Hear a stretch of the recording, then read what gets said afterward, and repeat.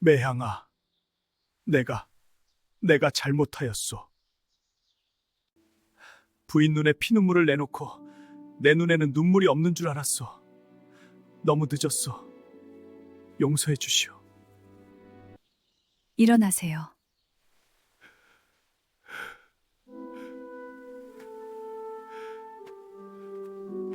그 사내가 마당 한복판에 무릎을 꿇고 엎드렸던 것은 서리가 막 내리기 시작한 늦가을 저녁 무렵이었습니다.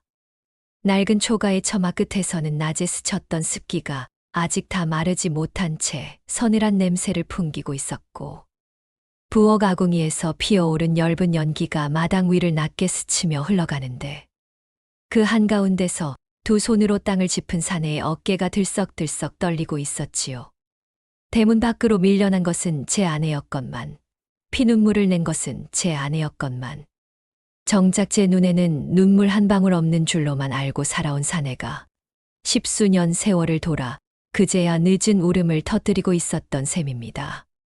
그 앞에 선 여인은 아무 말이 없었습니다.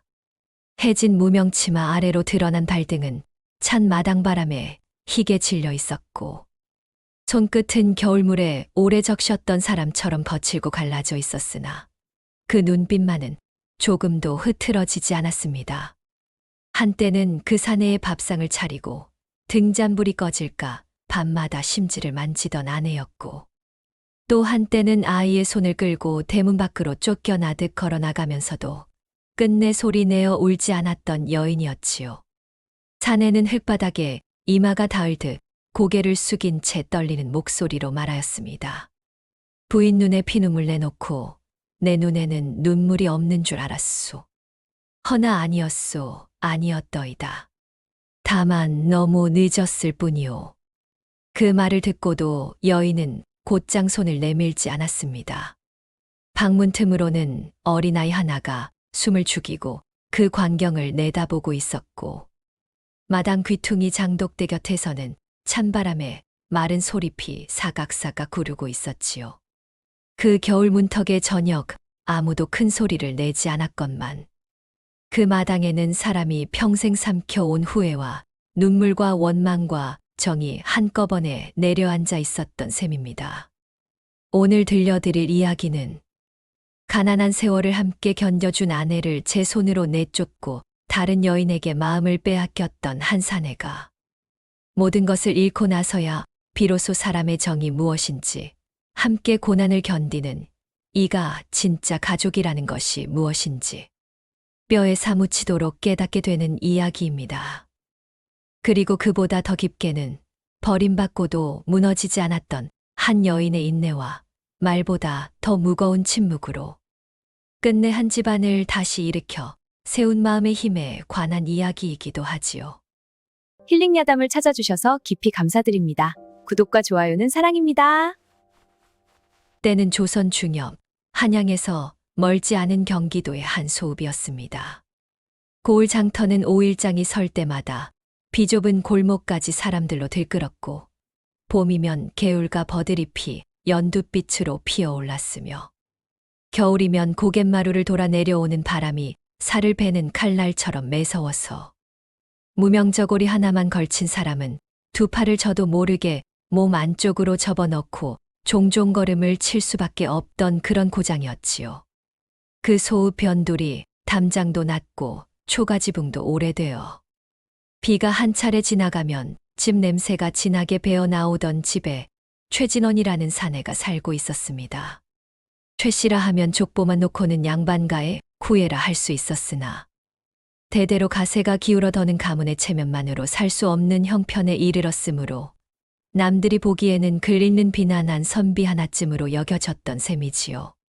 허나 젊은 시절의 진원은 총기가 남달랐습니다. 서당 훈장이 붓끝을 내려놓고 저 아이는 눈빛이 다르다 하였을 만큼 기억도 빠르고 문장도 반듯하여 가까운 사람들 가운데는 언젠가 저 사내가 과거에 올라 집안을 다시 세울 것이라 믿는 이도 적지 않았습니다. 진원 또한 스스로를 그리 믿었습니다. 부엌에 들여놓은 쌀독은 늘 밑바닥이 먼저 보였고, 서책을 사려면 논두렁, 가히 삽장문을 고쳐야 할 돈마저 아껴야 했으며 비가 오는 날이면 사랑채 벽 아래로 빗물이 스며들어 장판 끝이 눅눅하게 젖었으나 그는 그런 둥핍을 잠깐의 구차함쯤으로 여겼습니다. 지금은 초가 세칸일지언정 언젠가는 기와집 대문 앞에 말 한 필 메어 둘 날이 있으리라. 그 마음 하나로 벼루의 먹을 갈고 낡은 책장을 뒤적이며 밤마다 등잔 아래에 앉아 있었지요. 그 곁에는 아내가 있었습니다. 강씨 집안의 딸 매양이라 하였는데 세상 사람들이 두고두고 입에 올릴 만큼 눈부신 미색은 아니었으되 사람을 한 번 보면 쉽게 잊히지 않는 맑은 눈을 지닌 여인이었습니다. 얼굴빛은 화사하기보다 단정한 쪽에 가까웠고 말수는 많지 않았으나 한 번 입을 열면 말끝에 공연한 군더더기가 없었으며 손끝이 야무져해진 버선을 꿰매어도 새 것처럼 반듯하게 마감하는 솜씨가 있었습니다. 시집올 적에 가져온 혼수라 해봐야 무명 치마 두 벌과 낡은 은비녀 하나. 어머니가 손수 지어 쥐어보낸 이불 호청 몇 장이 고작이었으나 그 적은 살림을 알뜰히 돌보아 남편이 글 읽는데 방해가 되지 않게 하는 것이 제 복이라 여겼던 여인이었지요. 새벽이면 마당 끝 우물가에서 길어 올린 찬물로 쌀을 씻고 아궁이에 마른 솔가지를 넣어 불을 지핀 뒤 밥이 뜸들 무렵이면 사랑채 문을 아주 조심스레 열었습니다. 아직 어둠이 거치지 않아 마루 끝에는 밤 기운이 남아있고 등잔불은 노랗게 떨리고 있는데 진원이 책상 머리에 기대 꾸벅꾸벅 졸고 있으면 매향은 웃음도 한숨도 없이 다만 곁으로 다가가 먹이 마르지 않도록 벼루에 물을 몇 방울 떨어뜨리고 그 곁에 따뜻한 숭늉한 사발을 내려놓고 물러났지요. 남편이 과거 공부를 한다는 것은 곧 집안의 희망을 붙드는 일이라 생각했으니 제 손등이 갈라지고 발 뒤꿈치가 터지는 것쯤은 내색할 거리가 아니었던 셈입니다. 과거를 보러 다녀오는 날이면 늘 긴장이 돌았습니다. 진원이 한양에서 돌아오는 길목의 모습을 드러내기라도 하면 매향은 마당으로 급히 나가되 얼굴에는 되도록 아무 기색도 드러내지 않으려 애썼습니다. 혹시라도 낙방 소식이 먼저 남편의 어깨에 드리워져 있을까 싶어 묻고 싶은 말을 꾹 누른 채 집신에 묻은 흙을 털어주고 방 안으로 들면 먼저 따뜻한 물을 데워 발을 씻게 하였지요. 한 번도 이제는 그만두시지요 하고 말한 적이 없었고 한 번도 집안 꼴이 이리 기우는데 어찌 공부만 하시렵니까 하고 원망한 적이 없었습니다. 그 침묵이야말로 가장 깊은 위로였건만 진원은 젊은 패기와 자존심 속에 갇혀 그 뜻을 온전히 헤아리지 못하였지요. 그 사이 아이도 하나 생겼습니다. 사내 아이였고 이름은 석이라 하였습니다. 햇볕에 그 어린 볼이 늘 발그레했고 마당에 돌멩이를 줄 세워놓고 혼자서도 잘 노는 아이였으며 저녁이면 아버지 품에 안겨 붓글씨 흉내를 내다가도 어느새 어머니의 무릎으로 기어들어 잠드는 그런 아이였지요. 아이 하나가 생기고 나자 살림은 더 빠듯해졌으되 매향의 얼굴에는 오히려 묘한 단단함이 더해졌습니다. 이 아이만큼은 배 골치 않게 하고 이 아이만큼은 아버지가 이루지 못한 뜻을 이어 사람 구실하며 살게 하고 싶다는 마음이 그녀의 등을 늘 곧게 세워주었던 것이지요. 그렇게 세월이 흘러 10년 남짓한 시간이 쌓였습니다. 진원의 이마엔 젊은 날에는 없던 가는 주름이 생겼고 매향의 손마디는 물일과 바느질로 더욱 굵어졌으며 석이는 어느새 마당을 가로질러 달릴 때 발소리가 제법 크게 들릴 만큼 자라 있었습니다. 겉으로 보기에는 궁색 하나 평온한 집이었습니다. 그러나 사람의 화라는 것이 늘 문 밖에서만 오는 것은 아니어서 어떤 재앙은 마른 장작 속 글씨처럼 집 안에 오래 숨어 있다가 어느 날 갑자기 훅 하고 타오르기도 하는 법이옵니다. 바로 그해 봄, 진원이 한양에 다녀온 뒤부터 집안 공기가 달라지기 시작하였습니다. 처음에는 정말 사소한 기색이었습니다. 날이 저물고도 귀가가 잦아졌고 저녁상을 마주하고 앉아도 전처럼 하루의 이야기를 건네지 않았으며 아이가 제 무릎 위로 올라오면 예전 같으면 머리를 쓰다듬어 주었을 사람이 공연히 시선을 비껴 허공 어딘가를 바라보곤 하였습니다. 매향은 몇 번인가 그런 남편의 얼굴을 올려다보다가 이내 눈을 내렸습니다. 마음속에 작고 서늘한 의심 하나가 스쳐가기는 하였으나 오래 가난을 견뎌낸 사람에게는 남편을 의심하는 일조차 사치처럼 느껴지는 법이어서 설마 그럴 리 있겠느냐 하고 스스로를 다독였던 것이지요. 그러나 봄밤이 몇 차례 더 지나고 장터의 복사꽃이 벌써 한 번 절정에 이르렀다가 흐트러질 즈음이 되자 더는 모른 척할 수 없는 냄새가 집 안에 배기 시작하였습니다. 한양의 값비싼 향내라기보다 누군가에게 잘 보이려고 일부러 옷깃에 묻혀온 분 냄새 같은 것이었습니다. 한두 번은 술 냄새에 섞여 흘러들어왔고 한두 번은 손목 끝에 맴돌다 사라졌지요. 매향은 국그릇을 나르다가 잠깐 손을 멈추었습니다. 손끝에 묻은 김이 식어가는 동안 그녀는 아무 말도 하지 않았습니다. 그저 마음 한쪽이 천천히 무너져 내리는 소리를 혼자 듣고 있었을 뿐입니다. 그날 밤은 유난히 늦었습니다. 문 밖에 짖는 소리도 두어 차례 멀어졌다, 가까워졌다 하였고 마당의 등잔불은 벌써 2번이나 심지를 고쳐야 할 만큼 짧아졌는데도 진원은 돌아오지 않았습니다. 서기는 어머니 품을 더듬다 잠들었고 바람은 초가 지붕의 집 사이를 스치며 서늘하게 스며들고 있었습니다. 매향은 사랑채 문틈을 한번 바라보고는 식어가는 국을 다시 덮이기 위해 아궁이 앞에 쪼그려 앉았습니다. 불씨를 뒤적이는 손길은 평소와 다름없이 차분하였으나 눈빛은 자꾸만 허공에 가 닿았다 돌아오기를 반복하였지요. 마침내 살인문이 삐걱이며 열렸습니다. 줄기운이 섞인 발걸음 소리가 마당을 비스듬히 가로질러 사랑채 쪽으로 향했습니다. 매향은 잠시 눈을 감았다가 떴습니다. 그리고 국그릇을 다시 상 위에 올린 뒤 두 손으로 받쳐 들고 조용히 사랑채로 들어갔지요. 진원은 방 안에 앉아 있었습니다. 등잔불은 낮게 타오르고 있었고 그 얼굴에는 술기운보다 더 짙은 어떤 망설임이 드리워져 있었습니다. 매향이 국그릇을 상 위에 내려놓자 그는 한동안 말이 없었습니다. 방 안에는 미지근한 국 냄새와 묵은 종이 냄새, 그리고 젖은 버선에서 올라오는 흙 냄새가 섞여 고요히 떠 있었지요.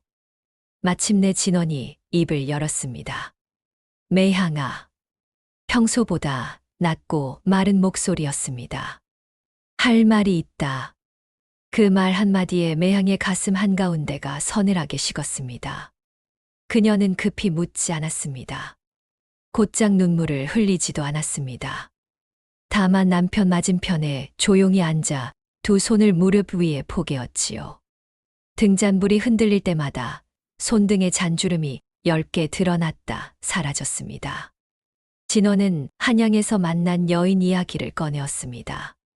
경하전 집안의 딸이라 하였고 일찍 남편을 여인 과부라 하였으며 살림 수완도 좋고 사람됨도 야무지다 하였습니다. 처음에는 인연이 아닌 듯 하였으나 자꾸만 마음이 쓰이게 되었다 하였고 이제는 그 여인을 맞아 새 삶을 꾸리고 싶다 하였지요. 말이 이어질수록 진원의 목소리는 점점 더 변명처럼 들렸습니다. 마치 이미 제 마음은 저질러 놓고 나중에서야말로 구실을 세우는 사람처럼 앞뒤가 자꾸만 어긋났던 셈입니다. 매향은 그 말을 다 들을 때까지 단 한 번도 남편의 말을 끊지 않았습니다. 바람 소리가 문풍지를 건드리는 동안에도 등잔, 심지가 타며 작은 소리를 내는 동안에도 그녀는 그저 고요히 앉아 있었지요. 그러나 자세히 보면 그녀의 손끝은 아주 조금 말려 들어가 있었습니다. 무너지는 마음을 붙들기라도 하듯 손톱이 손바닥 안쪽 살을 살짝 누르고 있었던 것입니다.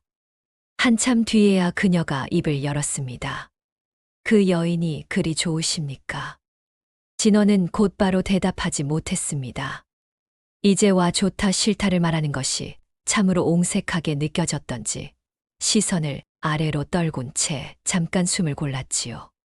그러나 이미 기울어버린 마음을 되돌릴 힘은 그에게 없었습니다. 좋은 사람이다. 그 말은 매향에게 칼끝처럼 박혔습니다. 허나 그녀는 아직 울지 않았습니다. 되려 고개를 아주 조금 숙인 채 더 낮은 목소리로 한마디를 덧붙였지요. 그리하면 서방님은 행복하시겠습니까? 그 물음 앞에서야 진원은 비로소 고개를 들었습니다. 그 눈빛은 따지거나 비난하는 눈빛이 아니었습니다. 어찌하여 저를 버리시느냐 묻는 원망의 눈빛도 아니었습니다. 다만 저 길의 끝에서 당신은 정말 행복할 수 있겠느냐고 마지막으로 한번 확인하고 싶은 사람의 눈빛이었지요. 하지만 진원은 그 눈빛의 깊이를 다 읽지 못했습니다. 젊은 날부터 제 뜻을 이루지 못해 자존심이 상해 있던 마음, 늦게 찾아온 헛된 설렘, 남들이 부러워할 만한 새 출발을 꿈꾸는 허영이 뒤엉킨 사람에게는 아내의 그 마지막 물음이 그저 체념처럼만 들렸던 셈입니다. 나는 괜찮을 것이다. 그 한마디가 끝이었습니다. 매향은 더 묻지 않았습니다. 방 안은 다시 잠잠해졌고 국그릇 위로 피어오르던 김도 어느새 다 잦아들었습니다. 그녀는 천천히 일어나 빈손으로 밖으로 나왔습니다. 그날 밤 아이를 품에 안고 누운 뒤에도 한참 동안 눈을 감지 못하였지요. 초가지붕 틈 사이로 스며드는 밤 공기는 살갗을 저리게 차가웠고 아이의 숨은 작고 고르게 들렸으며 어둠 속 어디선가 개 한 마리가 두 번 짖고는 잠잠해졌습니다. 그 적막한 밤에 매향의 눈가에서는 뜨거운 물기가 조용히 흘러내렸습니다. 이불깃이 젓는 소리조차 나지 않을 만큼 조용한 울음이었지요. 사람이 너무 깊이 상하면 오히려 소리를 잃는 법이라 그 밤의 눈물은 더욱 사무치고 무거웠던 것입니다. 며칠 뒤 진원은 매향에게 집을 나가달라고 하였습니다. 봄볕이 마당 끝 장독대에 닿아 묵은장 냄새가 은근히 피어오르던 오후였습니다. 서기는 마당 모래바닥에 나뭇가지를 쥐고 엉성한 글자를 흉내내며 놀고 있었고 매향은 안채 문지방에 걸터앉아 해진 버선의 코를 꿰매고 있었습니다. 그런데 진원이 사랑채에서 나와 한참 동안 마당 한가운데 서서 무엇인가 망설이다가 마침내 입을 열었지요.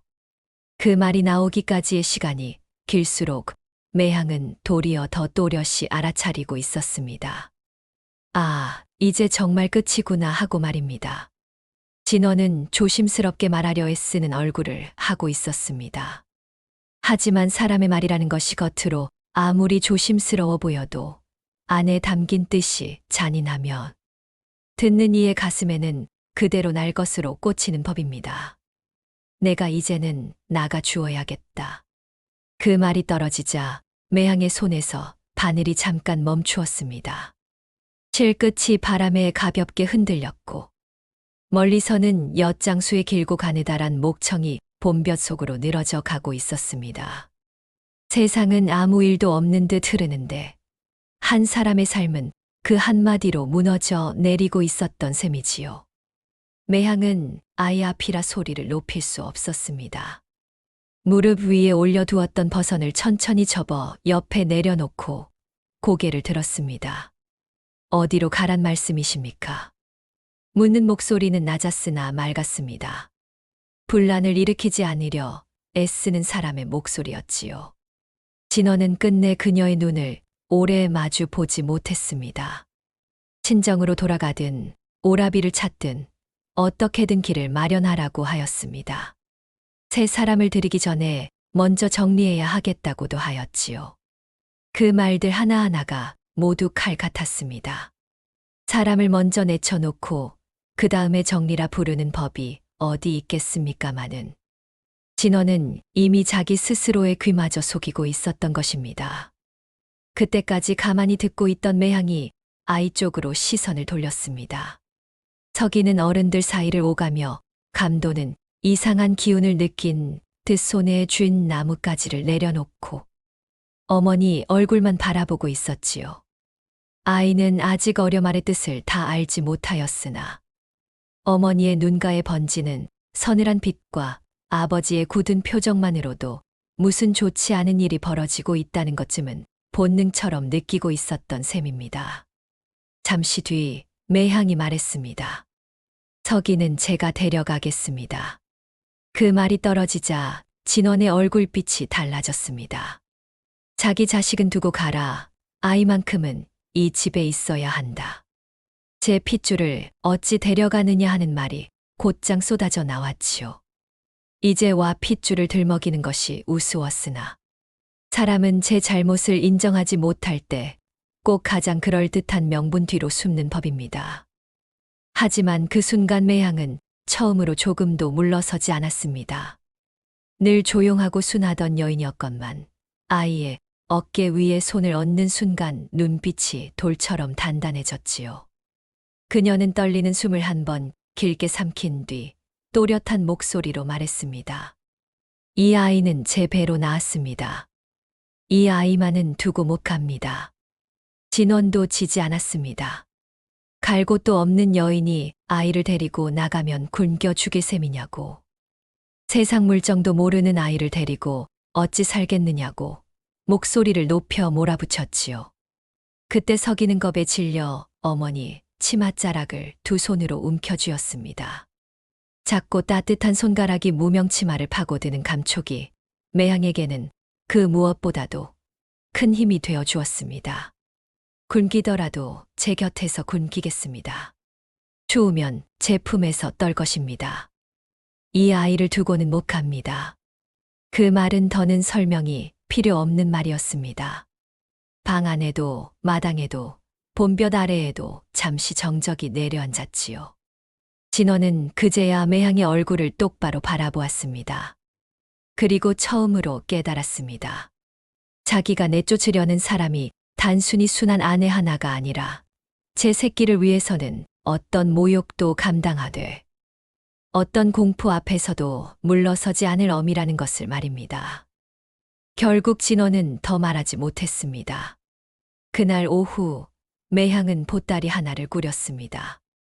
무명치마 한 벌, 아이의 버섯 몇 켤레, 밤마다 꿰매 쓰던 바늘쌈치, 그리고 오래전에 친정어머니가 쥐어보낸 낡은 호치불 한 장, 그것이 전부였습니다. 대문 밖으로 나서는 순간 봄날의 햇빛은 환하였으나 그녀의 등에 와 닿는 기운은 조금도 따뜻하지 않았지요. 서기는 어머니 손에 이끌려 걸으면서도 몇 번이나 뒤를 돌아보았습니다. 저 집이 자기 집이라는 것을 알고 있으되 이제는 다시 들어갈 수 없는 집이 되어버렸다는 것까지는 아직 다 알지 못했을 것입니다.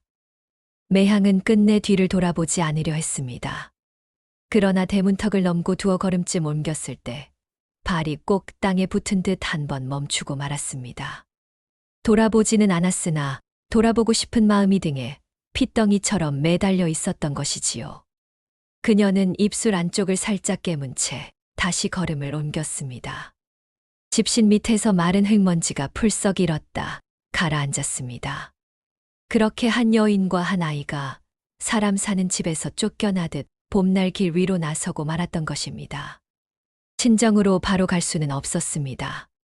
부모는 이미 오래전에 세상을 떴고 남은 오라비 역시 제 식구 건사하기에 빠듯한 형편이었던 데다가 올케의 성미가 얼마나 박한지 매향 자신이 더 잘 알고 있었으므로 발길을 선뜻 그리로 돌릴 수 없었던 것이지요. 그렇다고 낯선 장터 한복판에서 아이를 데리고 서 있을 수도 없는 노릇이었습니다.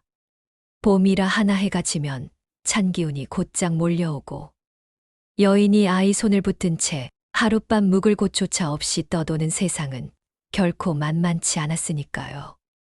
매향은 해가 기울기 전에 소읍에서 한참 떨어진 산자락 마을 쪽으로 길을 잡았습니다. 그곳에 남편을 잃고 홀로 사는 먼 친척벌 노파가 머물고 있는 집이 있었는데 혹시 빈방 하나라도 얻을 수 있을까 싶었던 것입니다. 고갯마루로 접어드는 길은 좁고 울퉁불퉁하였습니다. 서기는 오전 내내 아무것도 제대로 먹지 못해 발걸음이 자꾸 느려졌고, 매향은 아이 손을 잡은 채 한 걸음씩 천천히 언덕을 넘었습니다. 바람은 아직 봄 기운보다 겨울 찌꺼기가 더 많이 남아 있어 산모퉁이를 돌아올 때마다 아이의 볼을 사납게 스치고 지나갔지요. 어머니, 어디 가요? 몇 번이나 참던 서기가 마침내 물었습니다. 그 목소리에는 두려움이 묻어 있었습니다. 아이는 어머니가 자신을 데리고 먼 길을 걷고 있다는 사실만으로도 이상함을 느끼고 있었던 셈입니다. 매향은 걸음을 멈추지 않은 채 아이 손을 더 단단히 감쌌습니다. 우리 둘이 있을 집을 찾아가는 길이란다. 그 말은 차분했으나 입 안쪽은 뜨겁게 타들어가고 있었습니다. 아이 앞에서 무너지지 않으려면 말끝만큼은 평온해야 했지요. 해가 산 뒤로 기울 무렵 두 사람은 간신히 산자락 아래 마을에 닿았습니다. 논두 끝마다 마른 풀 냄새가 배어 있었고 굴뚝 몇 군데에서는 저녁 짓는 연기가 가늘게 피어오르고 있었지요. 친척 노파의 집은 마을 끝 작은 초가였습니다. 살인문은 반쯤 비뚤어져 있었고 담장 아래로 마른 호박 줄기가 엉켜 있었으나 그 순간 매향의 눈에는 그것마저 구원의 문처럼 보였을 것입니다. 노파는 뜻밖에도 매향을 문전박대하지는 않았습니다. 세상 물정이 각박하다 하나 사람의 몰골이 이미 다 말해주는 사정이라는 것이 있는 법이어서 낯빛이 하얗게 죽은 여인과 지쳐 졸음까지 참아가며 치맛자락을 붙든 아이를 보자 길게 묻지 않아도 대강의 일을 짐작한 것이지요. 노파는 한숨을 길게 내쉰 뒤 방 한 구석 빈 자리를 손가락으로 짚었습니다. 당장 갈 데가 없으면 오늘 밤은 여기서 자고 내일 빈 초가 하나 알아보자꾸나. 그 말에 매향은 그 자리에서 무릎을 꿇고 큰절을 올렸습니다. 감사하다는 말은 입 밖으로 다 나오지 못하고 목에 걸렸지요. 너무 오래 참아온 사람은 고마움 앞에서도 쉽게 울음을 보이는 법인데 매향 역시 그러하였습니다. 허나 서기가 곁에 있어 끝내 소리내어 울지는 않았고 다만 고개를 숙인 채 두 손등 위로 뜨거운 물기가 한 방울, 두 방울 떨어졌을 뿐입니다. 다음 날 노파의 소개로 마을 가장 끝자락에 비어있던 초가 한 칸을 얻게 되었습니다. 초가는 사방에 찬바람이 잘 드는 낡은 집이었고 문짝은 비가 오면 삐걱거릴 만큼 뒤틀려 있었으며 방바닥에는 오래된 습기가 스며들어 냄새가 진하게 밴 곳이었지요. 그러나 매향에게는 그 집이 더없이 소중하였습니다. 아무리 허름하여도 아이와 함께 몸을 누일 수 있는 곳, 누가 대문 밖으로 내쫓지 않는 곳, 그 한 가지면 되었던 셈입니다. 매향은 그 초가에서 새 삶을 시작할 수밖에 없었습니다. 낮이면 바느질감을 얻으러 다녔고 장이 서는 날이면 남의 집 빨랫감을 날라다 주었습니다. 해가 지고 나면 서기를 앉혀놓고 장작구 쓰러기로 아궁이에 불을 지핀 뒤 아이에게 먼저 누런 밥을 먹였습니다. 쌀이 모자랄 때는 조를 섞었고 조마저 떨어질 때는 묽은 죽을 쑤어 배를 속였지요. 서기가 잠든 뒤에는 다시 등잔을 켜고 바늘을 들었습니다. 손끝이 어러실이 잘 보이지 않을 때면 입김을 후 하고 불어 손을 녹인 뒤 다시 바늘귀를 꿰었습니다. 눈꺼풀이 자꾸 감기고 허리가 쑤셔와도 멈출 수가 없었습니다. 멈추는 순간 내일 아침 아이 입에 들어갈 밥 한 숟갈이 사라지는 것이었으니까요. 겨울이 닥치자 삶은 더욱 매서워졌습니다. 산모퉁이를 돌아오는 칼바람이 문풍지 틈으로 스며들어 방 안을 훑고 지나가면 작은 초가의 밤 공기는 아랫목과 윗목이 다를 겨를도 없이 서늘해졌지요. 화롯불에 넣을 숯은 늘 부족하였고 이불은 낡아 몸을 다 덮고도 찬기가 스몄습니다. 그럴 때마다 매향은 서기 쪽으로 이불을 더 끌어다 덮어주고 자신은 저고리 깃을 여미며 밤새 바느질을 했습니다. 한밤중에 손가락 끝 감각이 둔해져 바늘을 떨어뜨리면 그녀는 손바닥을 비벼가며 다시 찾았습니다. 사각거리는 겨울밤의 정막 속에서 바늘 끝이 천을 뚫고 지나는 작은 소리만이 방 안에 오래 남곤 하였지요. 어느 날 밤 잠결에 깬 서기가 어머니 곁으로 기어왔습니다. 아이의 손이 어머니 손등에 닿자마자 흠칫 놀랐습니다. 마치 찬 우물물에 잠깐 담갔다 꺼낸 돌처럼 손이 차가웠던 것입니다. 어머니, 손이 왜 이렇게 차가워요? 매향은 바늘을 잠시 내려놓고 아이를 품으로 끌어안았습니다. 아이 몸에서는 잠든 아이 특유의 더운 기운과 볏짚 냄새가 엷게 풍겼지요. 그 냄새가 매향에게는 세상에서 가장 따뜻한 것이었습니다. 어머니는 괜찮다. 우리 서기만 안 추우면 된다. 그 말은 아이를 달래기 위한 것이기도 하였으나 동시에 제 자신에게 되뇌는 주문과도 같았습니다. 그래, 나는 괜찮다. 아이만 살피면 된다. 그렇게 마음을 다잡지 않으면 긴 겨울밤을 견디기 어려웠기 때문이지요. 한편 진호는 새 여인 복년을 집 안으로 들였습니다. 복년은 과연 겉모습만 보면 제법 사람의 눈을 사로잡는 재주가 있었습니다. 살결은 희었고 눈매는 또렷하였으며 웃을 때면 입가에 얇은 선이 생겨 처음 보는 이로 하여금 저절로 한 번 더 눈길이 가게 만드는 얼굴이었지요. 말 또한 처음에는 얼마나 공손하고 부드러운지 듣는 사람이 자신도 모르게 이 여인은 참으로 살뜰하겠구나 여기게 할 정도였습니다. 진원은 그런 복년을 맞아들이며 이제야 제 삶이 새로 펼쳐질 것이라 믿었습니다. 10년 넘게 가난과 낙방에 지쳐있던 마음. 한편에서 그럴듯한 새 출발을 향한 허황된 기대가 불쑥 고개를 든 것이지요. 허나 사람의 마음이란 처음에 빛으로 끝까지 가는 일이 드뭅니다. 복년은 혼례를 올린 뒤 몇 달이 지나기도 전에 속마음을 하나둘 드러내기 시작하였습니다. 쌀을 아껴 먹기보다 좋은 반찬을 입에 올리는데 더 관심이 있었고 마른 장작을 아무렇게나 태워 없애면서도 겨울을 걱정하는 기색이 없었습니다. 친정 식구들이 자주 드나들며 집안의 물건을 슬쩍슬쩍 가져가도 모른 척하였고 진원이 알아본 체악이라도 하면 내 식구가 잠깐 손대는 것이 무슨 큰 흠이 되느냐 하며 눈을 흘겼지요. 진원이 밤에 서책을 펼치고 앉아 있으면 처음에는 차를 내어오기도 하였으나 곧 그것조차 귀찮아하여 이미 나이가 찼는데 아직도 글만 읽어 무얼 하시렵니까? 하고 비꼬듯 말하기 시작하였습니다.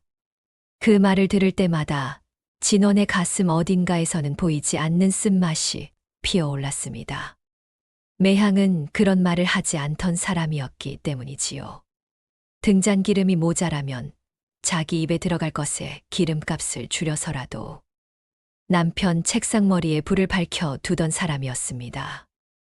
낙방하고 돌아온 날에는 먼저 물 한 대야를 데워 발을 씻게 하던 사람이었지요.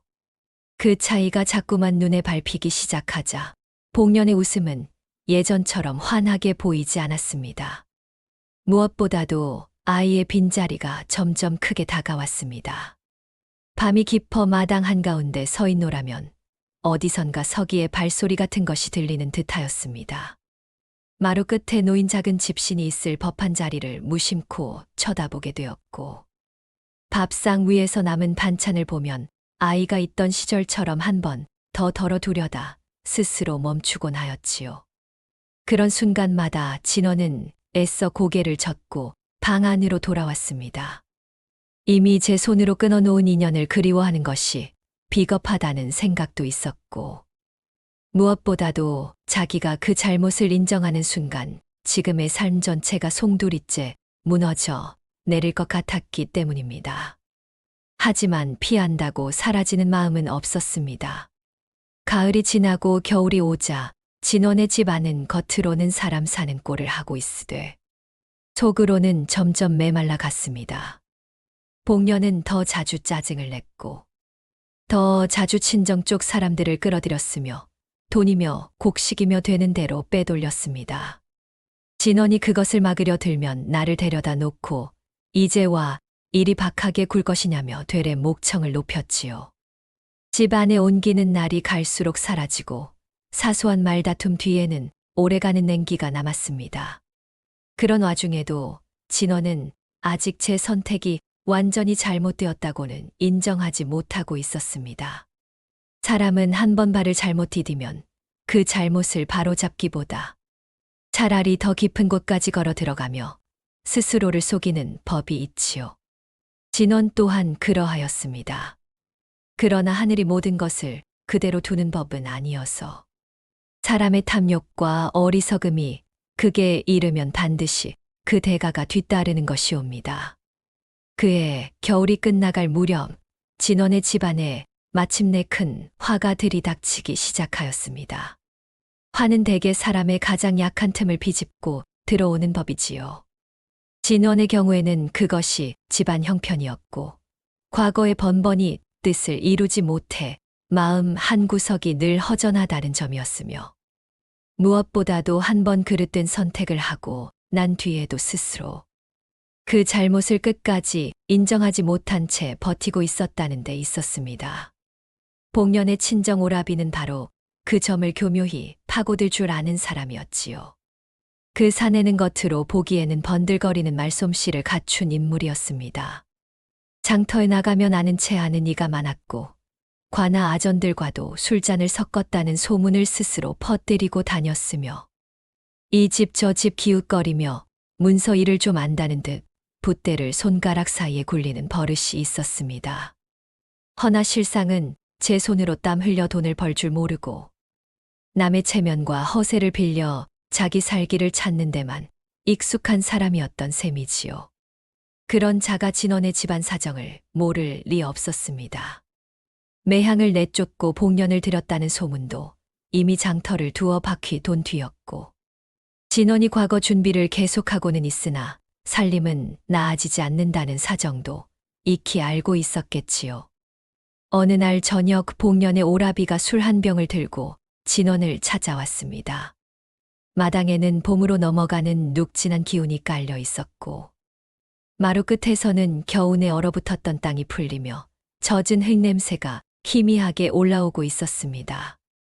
그 사내는 진원 앞에 털썩 주저앉더니 세상 돌아가는 이치를 아는 사람인 양눈을 좁혀가며 말하였지요. 지금 같은 세상에 글만 읽어서는 입에 풀칠하기도 어렵다. 잠시 이름만 빌려주면 관아와 연줄 있는 데에 곡식 거래를 붙여주겠노라. 아무 위험도 없고 이익만 챙길 수 있는 일이라더랍니다. 진원은 처음에는 고개를 저었습니다. 문서에 이름을 올리는 일은 가볍게 여길 수 없다고 자신은 아직 과거를 포기하지 않았으니 그따위 장사는 할 마음이 없다고 말하였지요. 그러나 복년은 옆에서 은근히 바람을 넣었습니다. 서방님도 이제는 집안을 좀 돌보셔야지요. 일이 답답하게 글만 읽으시다간 언제 사람답게 삽니까? 그 말 끝에는 무시와 조바심과 욕심이 다 섞여 있었는데 진원은 그 시선이 차마 견디기 어려웠던 것입니다. 결국 그는 끝까지 도장을 내주지는 않았으나 두어 장의 문서를 곁눈질로 훑은 실수를 하고 말았지요. 바로 그 틈을 복년의 오라비가 놓치지 않았습니다. 며칠 뒤 진원이 읍내 서당 훈장을 찾아가 그를 논하고 돌아왔을 때였습니다. 집 안에는 이상하리만치 정막이 내려앉아 있었습니다. 복년은 방 안에서 공연히 눈을 피하였고 마당에는 낯선 발자국이 여러 개 찍혀 있었지요. 진원이 무슨 일이 있었느냐고 묻기도 전에 살인문이 거칠게 열리며 포졸둘이 들이닥쳤습니다. 발에 찬 흙이 마당을 질컥이며 밟고 지나갔고 허리에 찬 칼집이 부딪히는 소리가 집 안 공기를 매섭게 갈랐지요. 최진원, 있느냐? 가장 나이 들어 보이는 포졸이 마당 한가운데 선 채 목청을 낮게 깔고 불렀습니다. 그 목소리에는 이미 죄인을 불러 세우는 습성이 배어 있었으므로 진원은 그 한마디만 듣고도 가슴이 철렁 내려앉았습니다. 무슨 일이요? 무슨 일인지는 관아에 가서 들으시지. 포졸은 더 설명하지 않았습니다. 손에 쥔 종이를 한번 흔들어 보였는데 거기에는 분명 진원의 이름이 적혀 있었고 붉은 도장 자국까지 찍혀 있었습니다. 곡식 거래의 연대 책임을 진 사람으로 그의 이름이 올라가 있었던 것이지요. 진원은 그 종이를 보는 순간 얼굴빛이 하얗게 질렸습니다. 이건 내 글이 아니오. 나는 이런 문서에 도장을 찍은 적이 없소. 허나 포졸은 냉소 비슷한 웃음을 흘렸습니다. 관아 마당에서 억울하다고 하지 않는 자가 어디 있느냐는 투였습니다. 복녀는 방 문턱에 서서 그 모습을 보고 있었으되 앞으로 한 걸음 나와 남편 편을 들 생각이 조금도 없어 보였지요. 되려 눈빛 어딘가에는 일이 이렇게까지 커질 줄 몰랐다는 당황과 그래도 오라비 쪽으로 기울 수밖에 없다는 비겁함이 뒤엉켜 있었습니다. 진원은 그 자리에서 한 번 더 문서를 달라 하였으나 포졸은 팔을 뒤로 꺾어 포승줄부터 들이밀었습니다. 사람이 억울함을 설명하려 할수록 관가의 사람들은 더 빨리 손을 묶으려 드는 법이지요. 마당에 서 있던 진원은 제 팔목이 거칠게 뒤로 꺾이는 순간 뼈마디가 저릿저릿 울리는 듯한 통증을 느꼈습니다. 복년이 그 광경을 보고도 끝내 소리 한 번 내지 않자 그의 눈앞이 순간 어두워졌지요. 관아 마당은 늦은 오후의 기운으로 눅눅하게 가라앉아 있었습니다. 밤새 내린 비가 다 마르지 않은 탓에 흙바닥은 군데군데 질척거렸고 대문 안쪽 처마 밑에는 포졸들의 젖은 집신 냄새와 막 끓인 탕약 냄새, 사람들의 긴장한 땀 냄새가 뒤섞여 있었습니다. 진원은 사또 앞에 무릎을 꿇고 여러 차례 억울함을 호소하였습니다. 자신은 도장을 빌려준 적도 저 거래를 허락한 적도 없으며 복년의 오라비가 무언가 꾸민 것이라 말했지요. 그러나 종이 위에 찍힌 이름과 도장은 사람의 입보다 힘이 셌습니다. 사또는 종이를 한번 훑어본 뒤 미간만 좁혔고 아전은 이미 결론이 내려진 사람을 대하듯 무심한 손길로 장부를 넘기고 있었습니다. 문서가 있으면 사람의 말보다 앞서는 법이다. 그 한마디가 끝이었습니다. 그리하여 진원은 처음으로 옥에 갇히고 말았습니다. 옥 안은 축축하였습니다.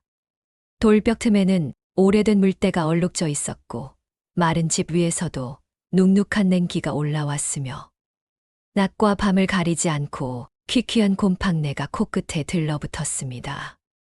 처음 사흘 동안 진원은 한숨도 제대로 자지 못하였습니다. 낯선 죄수들의 기침 소리, 멀리서 들리는 포졸의 발소리, 누군가 잠결에 내뱉는 앓는 소리와 욕설이 섞여 어둠 속을 헤매고 있었지요. 그는 두 무릎을 끌어안은 채 돌벽의 등을 기대고 앉아 자꾸만 제 지난 날을 되짚었습니다. 매향의 눈빛, 서기가 치맛자락을 붙들던 작은 손, 대문 밖으로 사라지던 뒷모습이 밤마다 옥 안으로 스며들어 오는 듯하였지요. 며칠이 지나면서 더욱 참담한 소식이 들려왔습니다. 함께 갇힌 옥수 하나가 넌지시 전해준 이야기였는데 복년과 그 오라비가 진원의 집안 살림을 거의 죄다 거두어 가고 있다는 것이었습니다. 장독의 곡식이며 안채에 있던 이불이며 오래 묵은 녹그릇 몇 점까지 마차에 실려 나갔다고 하더랍니다. 진원은 그 말을 듣고도 처음에는 믿지 못하였습니다. 허나 믿지 못하는 것과 실제가 아닌 것은 다른 법이지요. 이틀 뒤 또 다른 이불통에 같은 이야기가 흘러들어오자 그는 마침내 눈을 감고 벽에 머리를 기대었습니다. 차가운 돌벽이 뒤통수에 닿았고 그 서늘함이 척추를 따라 천천히 내려가는데 그 순간 진원은 제 삶이 정말로 어디까지 무너질 수 있는지를 처음으로 알게 된 듯하였습니다. 옥에서 풀려난 것은 생각보다 이른 날이었습니다.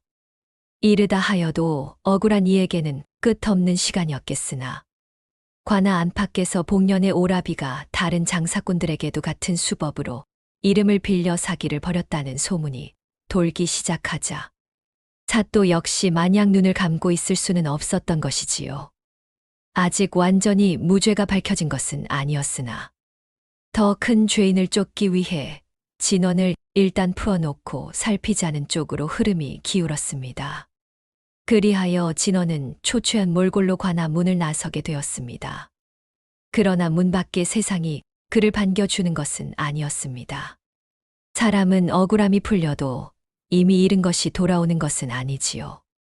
집으로 돌아오는 길, 봄비 뒤에 바람이 서늘하게 불어왔습니다. 길섭의 진달래는 막 피기 시작하였으나 진원의 눈에는 그 꽃빛조차 너무 멀고 낯설게만 보였습니다. 살인문을 밀고 들어서는 순간 그는 그 자리에 우뚝 멈추고 말았습니다. 마당은 텅 비어 있었습니다. 장독대에는 독이 서너 개 남아 있어야 했으나 자취도 없었고 부엌 부뚜막에는 늘 걸려있던 가마솥조차 보이지 않았습니다. 방 안으로 들어가 보니 더 참혹하였습니다.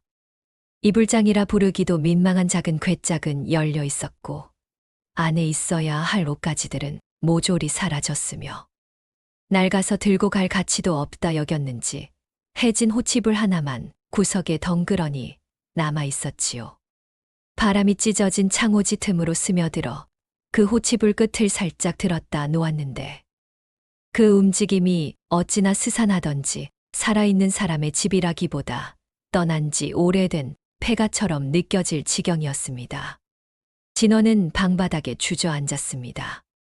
무릎 아래 장판이 차고 질겼으며 오래 비워두었던 집 안에는 먼지와 곰팡내가 배어 있었습니다. 그는 허탈하게 웃으려 했으나 웃음은 나오지 않았습니다.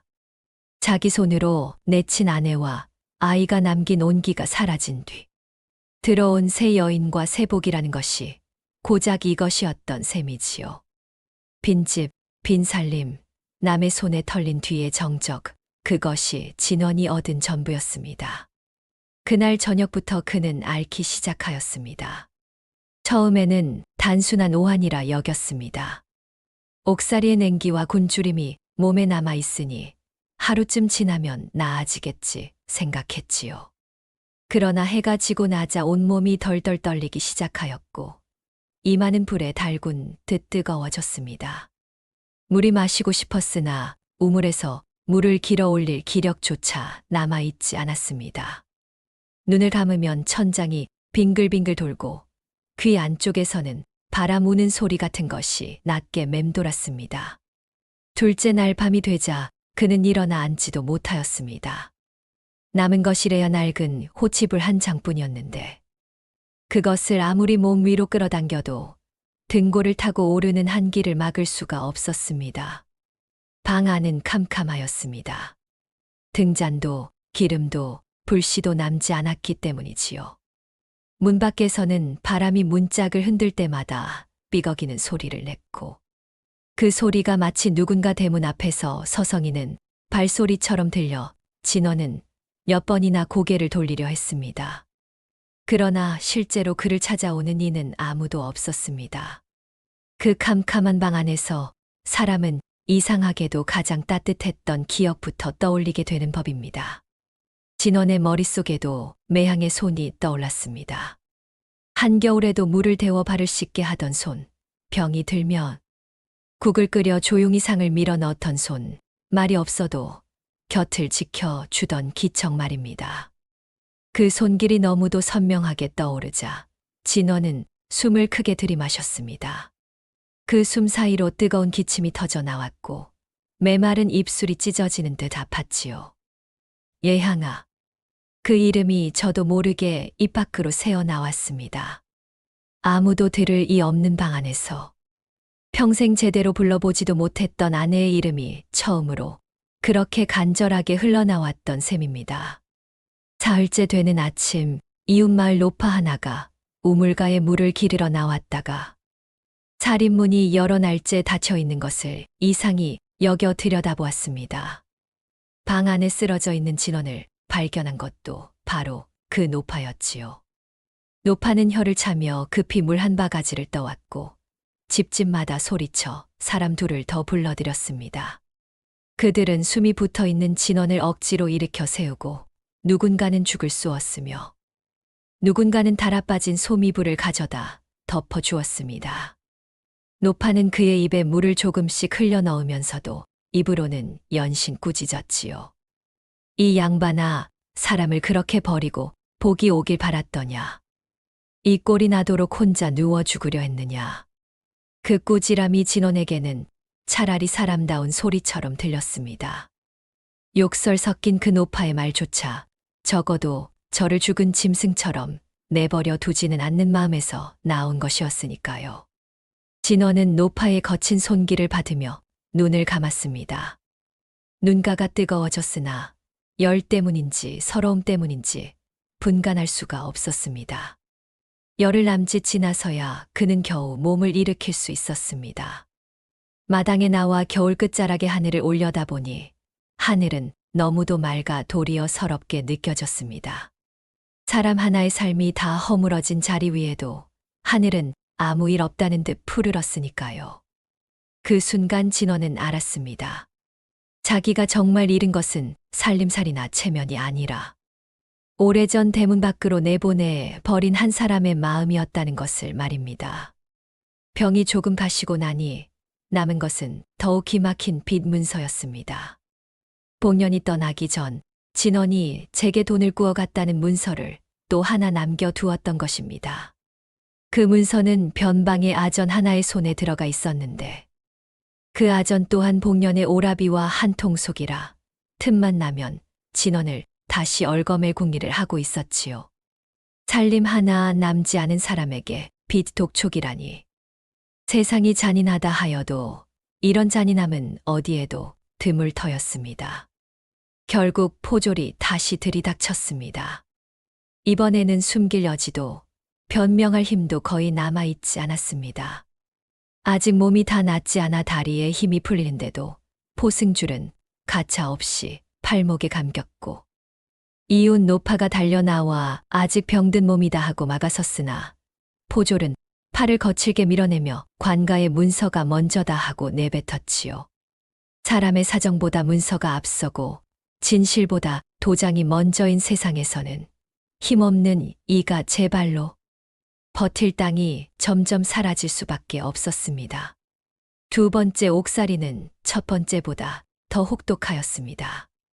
억울함을 말할 기운도 없었고 속이 비어 무엇을 씹을 때마다 속쓰림이 먼저 올라왔으며 밤이면 돌바닥의 찬기가 뼛속으로 스며들어 몸을 움츠리게 하였습니다.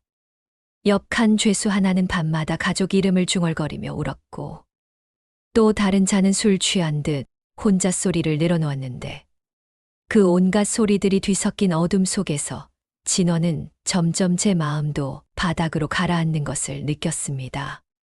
이렇게 하여 정말 이대로 끝나는 것인가? 세상에 내 사정을 믿어줄 이는 이제 아무도 없는 것인가? 그 생각이 머릿속을 채우기 시작하였지요.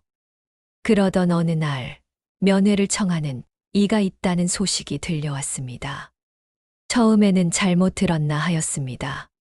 자기를 찾아올 사람이 누가 있겠습니까?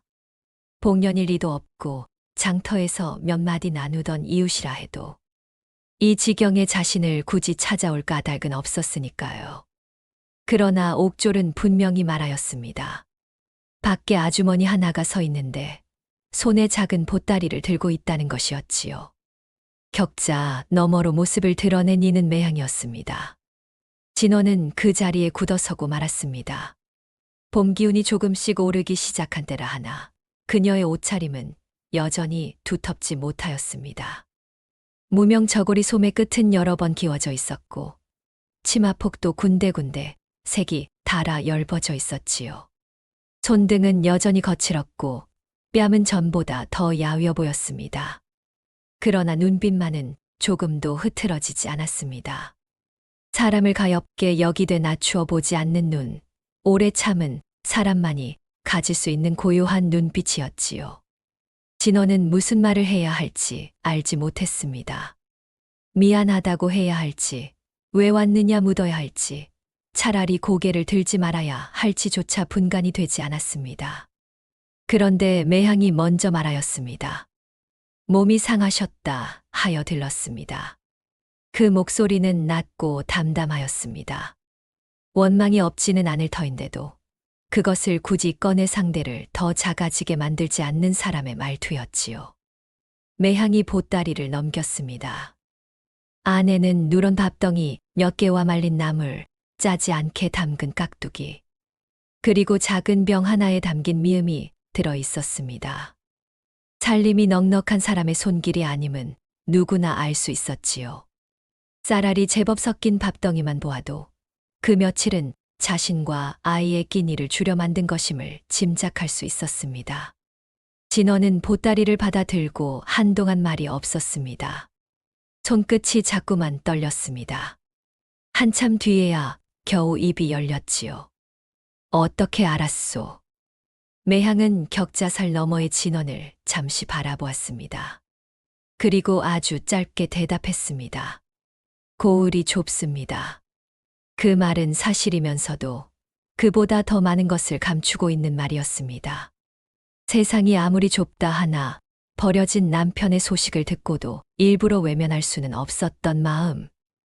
자신을 그토록 아프게 했던 사람이라도 죽어간다 하면 차마 못 본 채 못하는 성정. 그런 것들이 모두 그 짧은 한마디 안에 들어 있었던 셈이지요. 매향은 오래 머물지 않았습니다. 더 길게 서 있으면 서로가 더 아파질 것을 알았던 것입니다. 돌아서기 전 그녀는 잠깐 머뭇거리더니 낮게 덧붙였습니다. 몸부터 추스르셔야 합니다. 그 말을 남기고 천천히 돌아섰습니다. 진원은 격자살을 붙은 채 그 뒷모습을 바라보았습니다. 몇 걸음 옮길 때마다 해진 치마 끝이 바닥에 스쳤고 등 뒤로는 늦은 봄바람이 옷자락을 가볍게 흔들고 있었지요. 그 모습이 어찌나 아프게 눈에 박히던지 그녀가 시야에서 완전히 사라질 때까지 진원은 손을 놓지 못하였습니다. 손가락 마디가 하얗게 질릴 만큼 힘을 주고도 마음속 후회는 조금도 눌리지 않았던 셈입니다.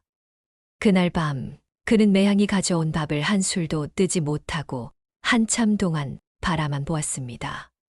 쌀알마다 그녀의 손길이 묻어있는 듯하였고 나물 한 줄기에도 아이의 몫을 덜어낸 흔적이 서려 있는 듯하였지요. 마침내 그는 두 손으로 얼굴을 감싸 쥐었습니다. 소리를 내지는 않았으나 어깨가 심하게 떨렸습니다. 그 떨림은 병든 몸의 떨림이 아니라 뒤늦게 깨닫는 사람의 부끄러움과 서러움에서 나온 것이었습니다. 세상 일이란 아무리 더디더라도 진실이 아주 영영 묻히는 것만은 아니지요. 복년의 오라비가 다른 고을 장사꾼들과도 비슷한 수법으로 사기를 벌이다가 붙잡히면서 진원의 이름과 도장을 몰래 쓴 사실도 마침내 드러나게 되었습니다.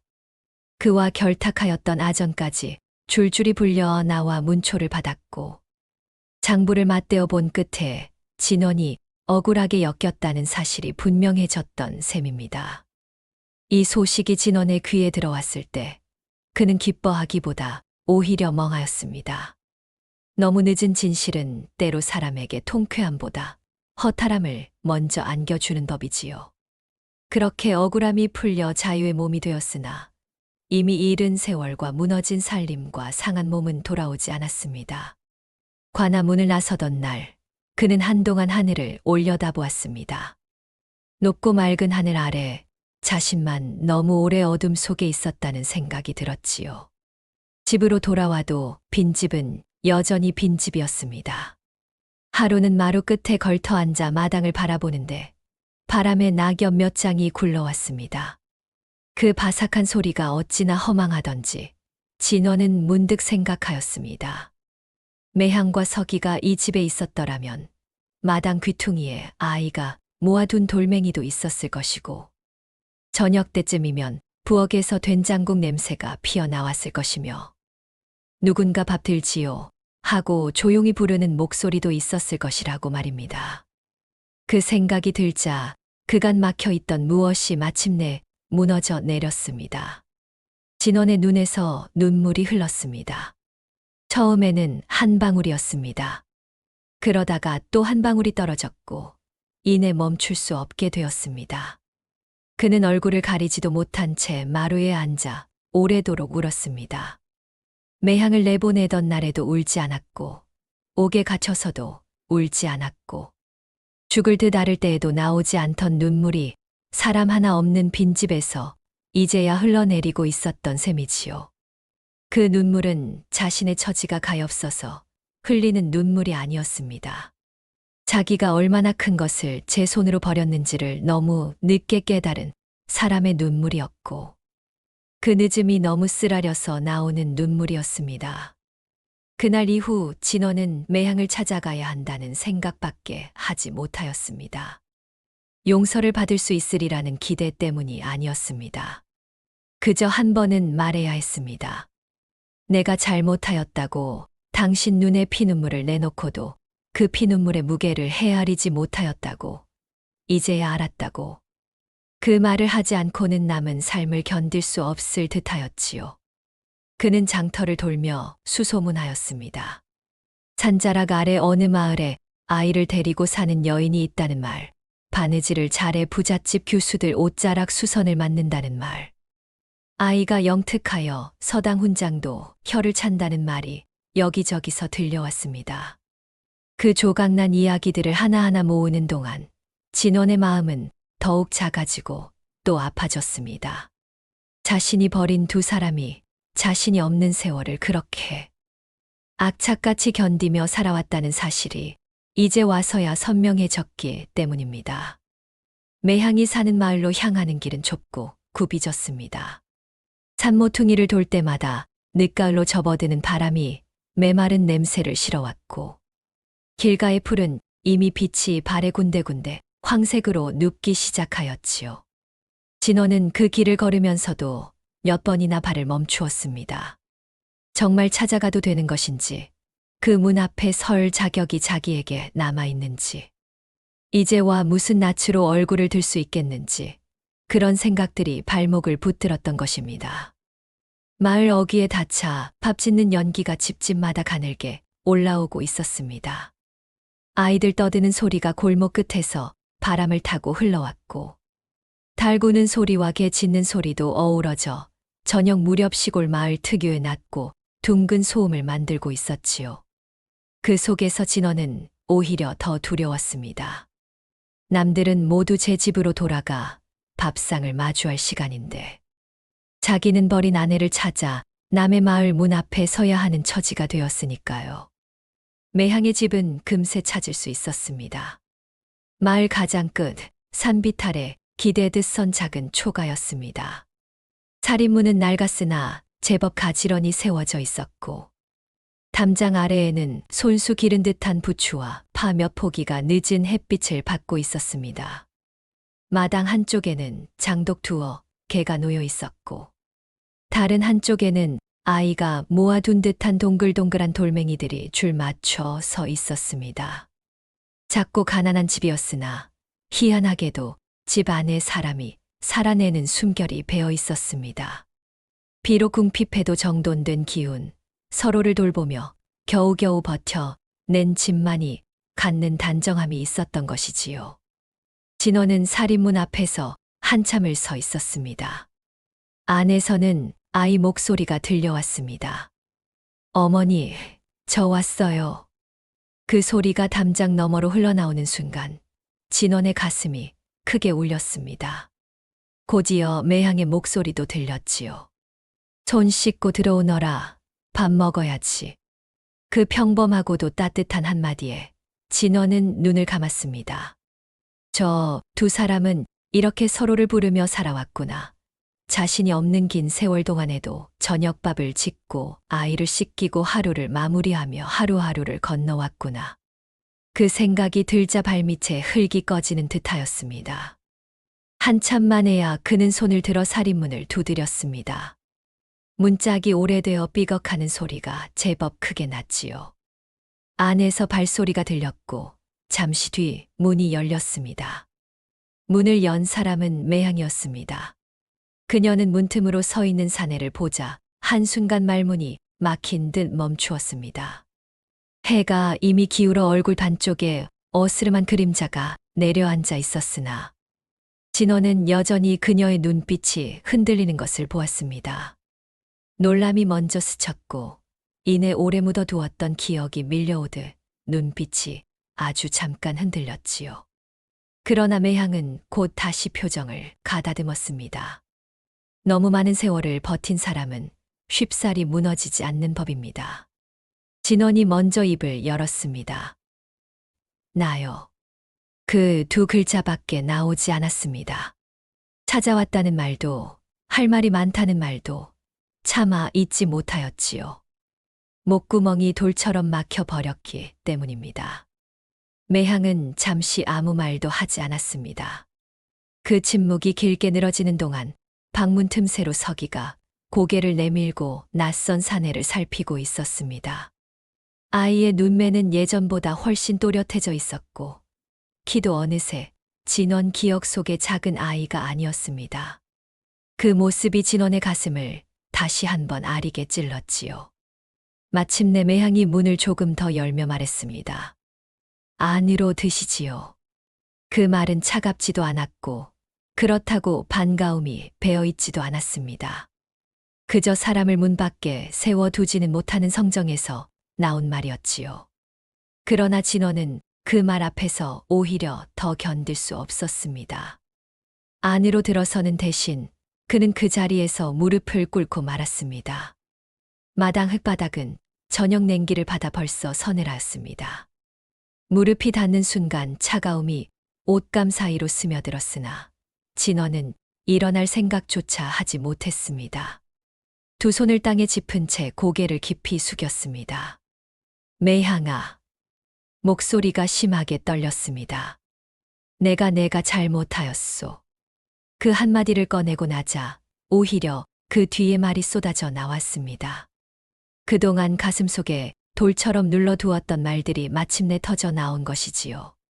부인 눈에 피눈물 내놓고도 나는 내 눈에는 눈물이 없는 줄 알았소. 허나 아니었소. 내게도 눈물은 있었소. 다만 너무 늦었소. 다 잃고 나서야, 텅 빈 집에 홀로 남고 나서야, 병들어 죽어갈 때에야 그제야 알았소. 내가 무엇을 버렸는지, 누구를 버렸는지 그제야 알았소. 말끝이 흐려지고 목이 메었습니다. 진원의 어깨가 크게 흔들렸습니다. 그 큰 사내가 늦은 저녁 마당 한복판에 무릎을 꿇고 소리 없이 울고 있었지요. 방문 틈에서 지켜보던 서기는 그 광경을 이해하지 못하면서도 이상하게도 눈을 떼지 못하였습니다. 아이는 어머니를 올려다보더니 아주 작은 목소리로 물었습니다. 어머니 아버지예요? 매향은 잠시 눈을 감았다 떴습니다. 그리고 낮게 대답했습니다. 그래, 아버지다. 그 한마디가 떨어지는 순간 세월이 한꺼번에 마당 위로 내려앉는 듯하였습니다.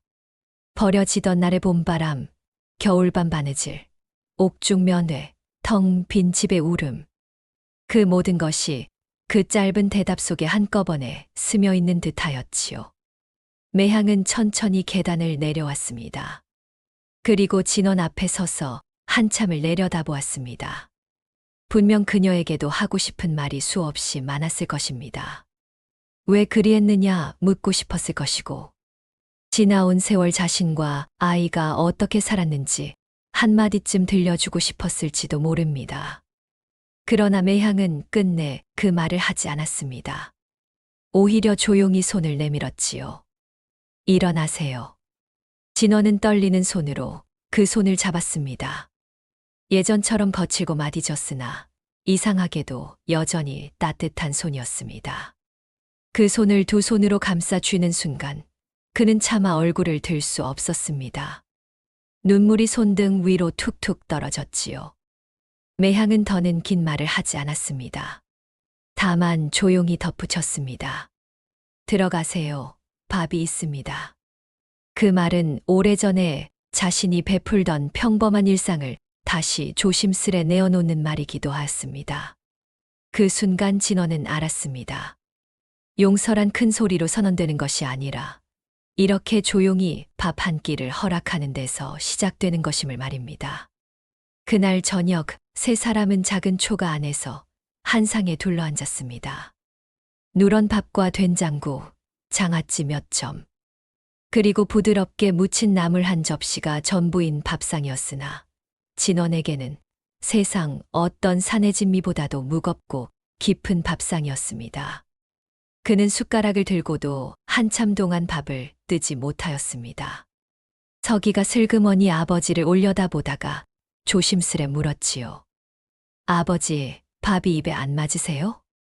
그 물음에 진원은 고개를 들었습니다. 아이의 눈매가 예전보다 훨씬 길고 또렷해져 있었고 눈빛 어딘가에는 어머니를 닮은 고요함까지 배어 있었습니다. 그것을 보는 순간 자기가 놓쳐버린 세월의 길이가 새삼스럽게 가슴을 찔렀습니다. 아니다. 너무 고마워서 그런다. 그 말은 사실 서기에게만 한 말이 아니었습니다. 매향에게도 이 작은 집과 이 밥상과 다시 한번 문 안으로 들여보내 준 저녁 전체에게 하는 말이었지요. 진원은 그날 이후 그 초가에 눌러앉았습니다. 처음에는 그저 몸을 추스르고 잠시 머무는 셈으로 들어왔으나 곧 그는 제 자리를 스스로 알게 되었습니다. 아침이면 누구보다 먼저 일어나 마당을 쓸었고 우물에서 물을 길어왔으며 장작을 패고 담장 틈을 막았습니다. 서기가 서당에 갈 채비를 하면 집신끈을 살펴주었고 매향이 바느질감을 펼치면 옆에서 등잔 심지를 다듬어 불이 고르게 타도록 살폈지요. 말수는 여전히 많지 않았으나 그 침묵의 결이 예전과는 전혀 달랐습니다. 무심한 침묵이 아니라 상대를 다치게 하지 않으려 조심하는 침묵. 곁의 숨소리까지 살피는 침묵이었던 셈입니다. 매향도 곧장 환한 얼굴로 대하지는 않았습니다. 그것은 당연한 일이었지요. 한 번 깨진 믿음은 물 부어 다시 빚는 흙그릇이 아니어서 아무리 손으로 모양을 바로잡아도 금은 오래 남는 법입니다. 그러나 그녀는 진원이 변하려 애쓴다는 사실만은 모른 척하지 않았습니다. 마당 일을 먼저 챙기고 아이 앞에서 함부로 목소리를 높이지 않으며 밤마다 자신보다 늦게 잠들고 더 일찍 일어나는 모습 속에서 그녀는 그가 이제야 비로소 무언가를 제대로 배우고 있다는 것을 조금씩 느끼게 되었지요. 어느 늦은 밤이었습니다. 서기는 벌써 잠이 들고 등잔불만 조용히 흔들리던 때였습니다. 매향이 바느질을 하다 문득 하늘을 내려놓고 말했습니다. 서방님. 진원이 고개를 들었습니다. 그 세월을 어떻게 버텼느냐 물으신다면 서기가 있었습니다. 그 한마디에 모든 것이 담겨 있었습니다. 배고픔도, 추위도, 눈물도, 기댈 데 없는 날들의 무게도. 진원은 말없이 고개를 숙였습니다. 목이 메어 아무 말도 나올 수 없었지요. 매향은 더 덧붙이지 않았습니다. 말이 길어진다 하여 덜 아픈 것도 아니고 짧다 하여 덜 깊은 것도 아니라는 것을 이미 아는 사람이었으니까요. 그 이듬해 봄, 매향은 한동안 알아누웠습니다. 오랜 가난과 추위가 몸에 차곡차곡 쌓여 있다가 그제야 무너지기 시작한 것이지요. 열이 오르고 기침이 길어지자 진원은 밤낮으로 그녀 곁을 떠나지 않았습니다. 약초를 다리고 죽을 쑤었으며 이마에 찬 수건을 얹어주고 식은 물을 데워 손발을 닦아 주었습니다.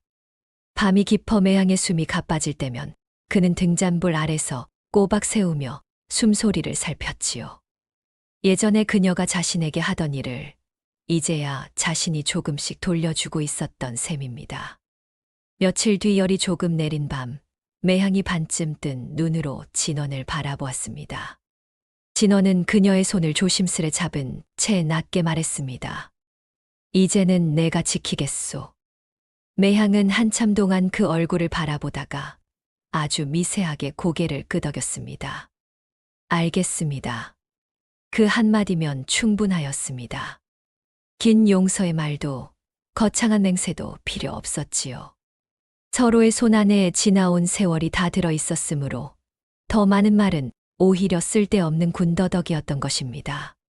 세월은 다시 흘렀습니다. 서기는 자라면서 총기가 더욱 또렷해졌습니다. 서당 훈장도 그 아이가 그를 익히는 눈이 예사롭지 않다고 하였고 한 번 들은 문장을 오래 기억하는 재주까지 있다며 혀를 찼지요. 진호는 아이가 글 읽는 모습을 볼 때마다 마음 한편이 뭉클해졌습니다. 자신이 끝내 이루지 못했던 길을 아이가 대신 가주리라는 욕심 때문만은 아니었습니다. 매향이 한겨울 밤마다 손을 얼려가며 지켜낸 생이 이렇게 자라나고 있다는 사실이 무엇보다도 크게 다가왔기 때문이지요. 서기가 장성할 무렵 진호는 더는 허황된 꿈에 매달리지 않았습니다. 대신 성실히 마을 아이들의 글을 가르치고 틈날 때마다 서기에게도 직접 글 뜻을 풀어주었습니다. 예전 같으면 제 자존심과 허영이 먼저 앞섰겠으나 이제는 아이가 바른 사람으로 자라는 것이 무엇보다 중요하다는 것을 알게 되었지요. 매향은 그런 두 부자를 멀리서 바라보곤 하였습니다. 마당 끝 장독대 곁에 서서 혹은 우물가에서 젖은 손을 앞치마에 닦다가도 방 안에서 나직이 글 읽는 소리가 흘러나오면 잠시 눈길을 멈추곤 하였지요. 그 소리는 한때 꺼졌던 집안의 불씨가 다시 살아나는 소리처럼 들렸을 것입니다. 마침내 서기가 과거에 응시할 나이가 되었습니다. 그날 새벽 매향은 누구보다 먼저 일어나 아궁이에 불을 지폈습니다. 아침 안개가 아직 마당에 10개 깔려 있었고 우물에서 길어 올린 물에서는 새벽 특유의 차디찬 냄새가 피어오르고 있었습니다. 그녀는 손을 떨지 않으려 했으며 미역국 비슷하게나마 맑은 국을 끓였고 아이가 길에서 먹을 누런 밥덩이도 따로 싸 두었지요. 진호는 말없이 서기의 도포깃을 여며 주었습니다. 손끝이 살짝 떨리다가도 이내 멈추었고 눈빛에는 오래 쌓인 근심과 자랑이 동시에 번지고 있었습니다. 서기는 부모 앞에 공손히 절을 올렸습니다. 다녀오겠습니다. 그 짧은 한마디에 매향은 그만 울음을 삼키고 말았습니다. 그러나 소리내어 울지는 않았습니다. 다만 아이의 머리 위에 손을 올려놓고 천천히 쓰다듬었지요. 거친 손바닥이었으나 그 안에는 세상 누구보다 깊은 정이 담겨 있었습니다. 몸 상하지 말고 마음 흐트러지지 말고 다녀오너라. 서기가 길을 나선 뒤 매향은 마당에 한참 서 있었습니다. 아침 햇빛이 담장 위로 조금씩 번져오고 장독대 옆 풀잎 끝에 맺힌 이슬이 반짝이는데 그녀는 한동안 움직이지 않았지요. 그 뒷모습을 바라보던 진호는 아무 말 없이 곁에 가섰습니다. 두 사람 모두 말이 없었으나 침묵 안에는 긴 세월을 함께 건너온 사람들만이 나눌 수 있는 조용한 연대가 서려 있었습니다. 얼마 뒤 서기는 급제하였습니다. 소식이 마을에 닿던 날 작은 초가 안팎이 온통 술렁였습니다. 이웃들은 세상에 그 집 아이가 해냈다더라 하며 살인문 밖을 기웃거렸고 서당 훈장은 직접 찾아와 눈가를 훔치며 아이가 어릴 적부터 남달랐다고 몇 번이고 되풀이하였지요. 서기는 관복 차림으로 말을 타고 마을 어귀에 들어섰습니다. 어릴 적 마당 모래바닥에 글자를 흉내내던 아이가 이제는 온 마을의 축하를 받으며 돌아오고 있었던 셈입니다. 그 모습을 본 매향은 처음에는 그 자리에 서 있기만 하였습니다.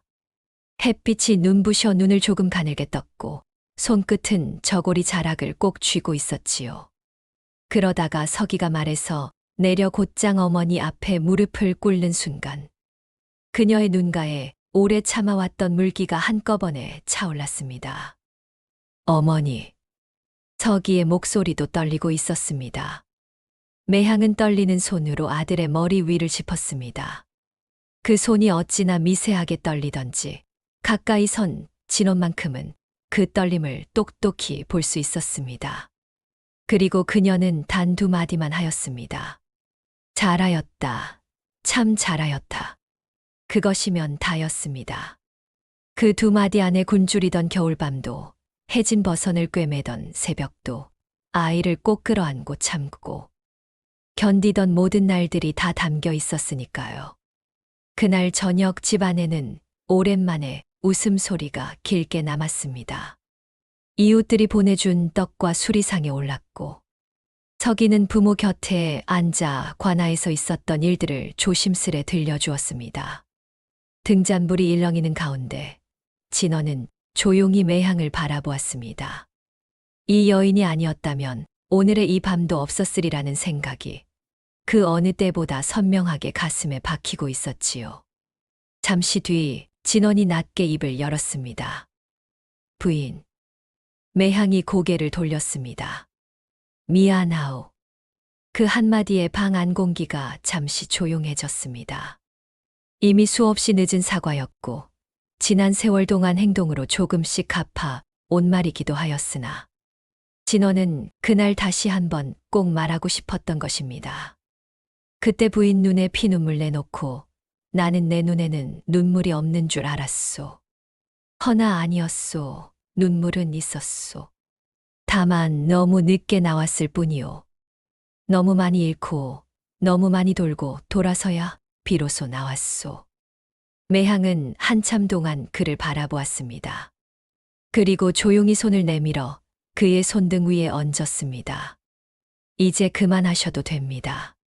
그 목소리는 꾸짖음도 아니고 슬픔도 아니고 지난 시간을 마침내 제 자리에 내려놓는 사람의 목소리였습니다. 진원은 그 손을 덮어 쥐었습니다.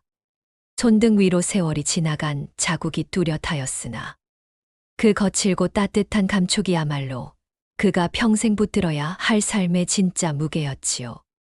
바깥에서는 서기의 웃음소리가 들렸고 늦은 바람이 창호지 문을 살짝 흔들고 지나갔습니다. 등잔불은 조용히 흔들리다가 이내 다시 고르게 타올랐습니다. 그 밤은 오래 돌아온 사람에게 마침내 허락된 따뜻한 밤이었습니다. 서기는 이후 벼슬길에 올라서도 부모를 부끄러워하지 않았습니다. 되려 사람들 앞에서 자주 말하였지요. 자신이 오늘 이 자리에 설 수 있었던 것은 어린 시절 배고픔을 대신 삼키고 추위를 대신 견디며 저를 키워준 어머니 덕이며 늦게나마 제 잘못을 깨닫고 사람이 어떻게 변해야 하는지를 몸으로 보여 준 아버지 덕이라고 말입니다. 그 말은 매향에게 큰 위로가 되었고 진원에게는 남은 생을 더욱 바르게 살게 하는 다짐이 되었습니다. 진원은 여생 동안 매향에게 다시는 큰 소리를 내지 않았습니다. 아침이면 누구보다 먼저 일어나 마당을 쓸고 겨울이 오면 장작을 넉넉히 마련하였으며 매향이 손등을 주무르고 있으면 조용히 화롯불을 당겨다 놓았습니다. 매향 또한 더는 지난 날을 입 밖에 내지 않았습니다.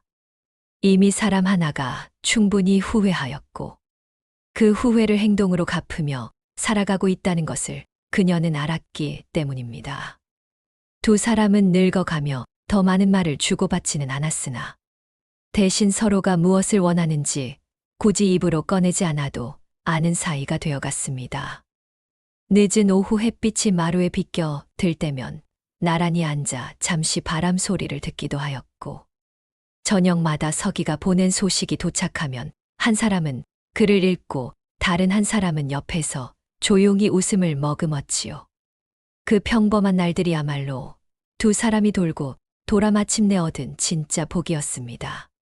세상에는 잃기 전에 흘리는 눈물과 다 잃고 난 뒤에야 흘리는 눈물이 있습니다. 앞에 눈물은 사랑에서 나오고 뒤에 눈물은 후회에서 나오지요. 매향이 흘린 눈물은 사랑의 눈물이었습니다. 함께 견딘 세월을 스스로 놓고 싶지 않았기에 소리 없이 더 깊게 흘러내렸던 것입니다. 진원이 흘린 눈물은 후회의 눈물이었습니다. 빈집과 병과 외로움과 긴 세월. 끝에서야 진짜 가족이란 함께 고난을 견디는 사람이라는 사실을 깨닫고 비로소 흘린 눈물이었지요. 허나 늦은 눈물이라 하여 모두 헛된 것은 아니옵니다. 사람이 진심으로 제 잘못을 깨닫고 남은 생을 바르게 돌이켜 살 수 있다면 하늘은 그 늦은 눈물마저도 아주 버리지는 않는 법입니다. 지극한 정성은 끝내 사람을 살리고 선한 마음은 더디더라도 반드시 빛을 보는 것이지요. 오늘 이야기는 여기까지입니다. 끝까지 함께해 주신 여러분께 고맙다는 말씀을 드립니다. 혹 이 이야기가 마음 한켠에 오래 남으셨다면 어느 장면이 가장 깊이 스며들었는지 조용히 남겨주셔도 좋겠습니다. 여러분의 마음속에도 오래전 잊지 못할 한 사람, 혹은 늦게야 깨달은 정이 있으시다면 오늘 밤 이 이야기와 함께 가만히 떠올려 보시기 바랍니다. 다음에도 오래된 이야기 하나 더 깊고 따뜻한 마음으로 꺼내어 들려드리겠습니다. 오늘 밤도 부디 편안히 쉬시기를 바랍니다.